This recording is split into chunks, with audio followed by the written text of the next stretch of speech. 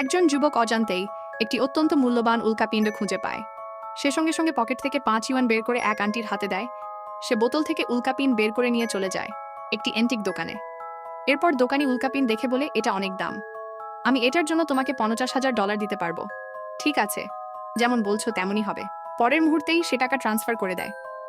এরপর দোকান থেকে বের হয়ে সে এন্টিক মলে যায়। যুবক তখন একটি প্লেটের দাম জিজ্ঞেস করে। দোকানদার বলে 2,000। যুবক হাসতে হাসতে বলে, আমি তো শুধু খেলতে খেলতেই নিচ্ছি, সর্বোচ্চ 500 দিতে পারি। দোকানদার একটু ভেবে বলে, ঠিক আছে, বিল করে দিচ্ছি।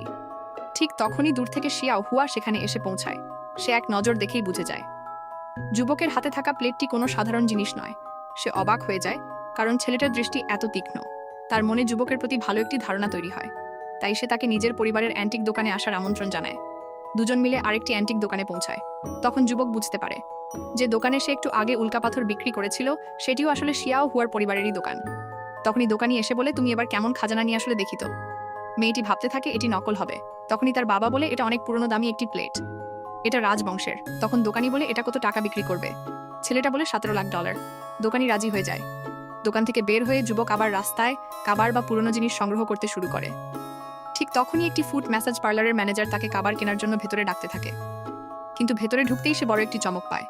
তার সিস্টেম আবার সক্রিয় হয়ে যায়। সিস্টেম জানায় এখানে একটি বিরল সোনার সিলমোহর রয়েছে, যার দাম প্রায় 4,69,00,000।